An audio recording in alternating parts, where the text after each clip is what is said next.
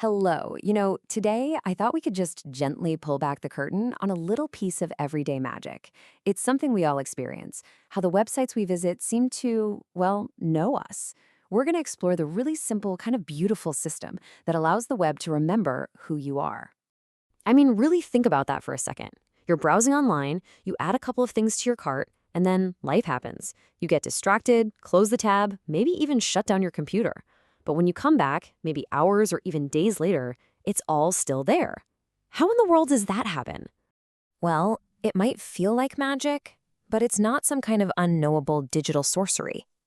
Turns out, at its very core, it's actually just a conversation, a simple conversation that's happening between two computers, your computer and the computer where that website lives. Okay, so let's explore this idea of a conversation. In the world of the web, this chat always has two key participants.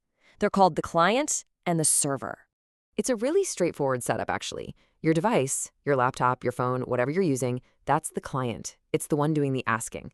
And the website you're visiting, it lives on a powerful, always-on computer called a server, and its whole job is just to listen for those requests and then respond. So, this diagram here, this shows the most basic version of that conversation. This is what happens when you just ask for a simple web page, one that's static, which just means it looks exactly the same for everybody who visits it.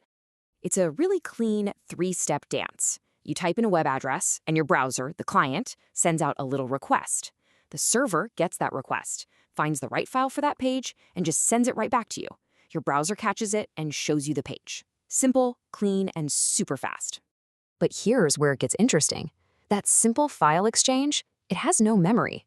The server sends the file, and then it basically forgets it ever even talked to you. So how does it remember your login, or your high score in a game, or your favorite playlist? What's the secret ingredient here? Well, the secret is that the server isn't just handing out files. It has access to something way more powerful. I want you to think of it like the server has its own private, perfectly organized library. And this isn't just some random pile of books either. This is a library with a brilliant librarian who knows exactly where every single piece of information is located. This library, this is the server's memory. Now, in the tech world, this library has an official name. It's called a database. And that's all it is, just a structured, organized collection of data. It could be user accounts, product information, video details, anything really, all organized so it can be found and pulled out in an instant. And here's what that organization looks like inside. The data is stored in tables which look a lot like a spreadsheet. Each column represents a category of information, like, say, first name, and each row represents one single entry, like one specific person. For example, here's a super simple users table. You can see the columns clearly: first name, surname, and email. And each row is just the info for one person. It looks incredibly simple, right? But this basic structure, this is the foundation for almost every modern website you use. Okay, so the server has this amazing library, but how does it get information out of it? It doesn't just wander the shelves hoping to find something. It asks very, very specific questions. Right, so to find the exact information it needs to build a page just for you, the server talks to the database using a special language that's designed purely for asking these kinds of questions. It's called SQL, which stands for Structured Query Language. Now, don't let this look like scary code. Seriously. Just think of it as a very precise note you'd hand to our librarian.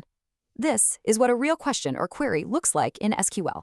And if you translate it into plain English, that query is just a very clear instruction. It's saying, hey, look in the users table, and please find me the first name and surname from the row where the email address is this exact one. And that's it.